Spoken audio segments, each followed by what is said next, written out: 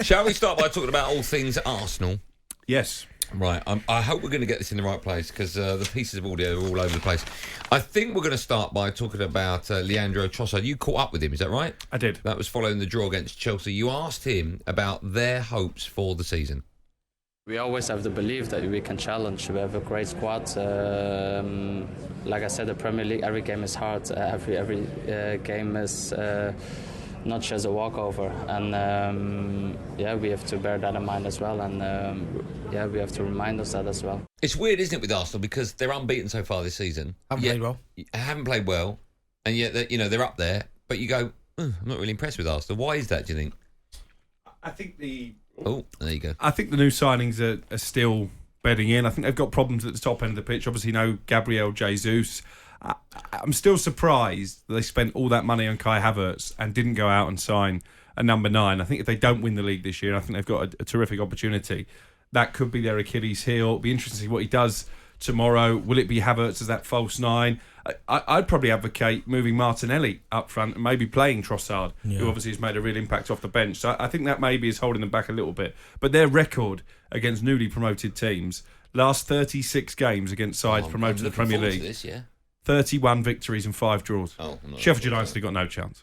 Could you ask you a question? Someone that we both know very well, not playing, in my opinion, should be playing, is the goalkeeper. Mm-hmm. What happens, do you think, with this situation? Because Aaron Ramsdale is far too good of a goalkeeper to sit on someone's bench.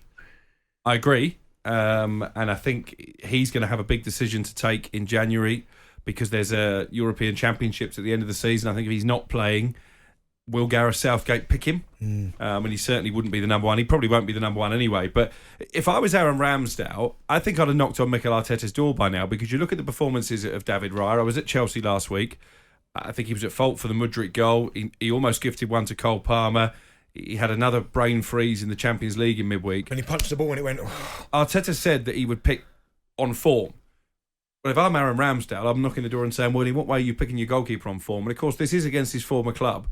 Would he be tempted to throw a curveball and maybe recall Ramsdale? So. I think he's got a similar problem, Arteta, to the one that Erik ten Hag has got. We've seen David De Gea linked back to the club. Yeah, that won't happen.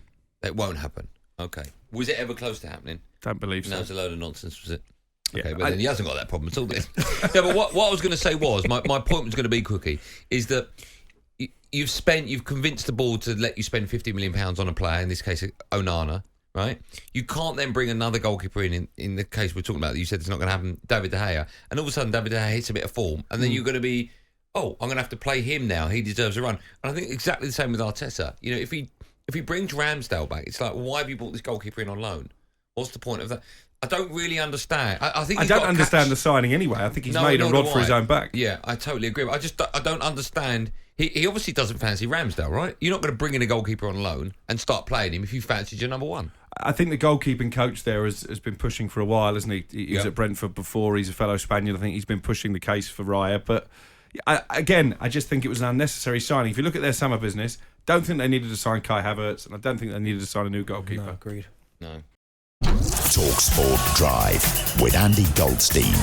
Monday to Friday afternoon from 4 on AM, on DAB, via the talkSPORT app and on your smart speaker. talkSPORT.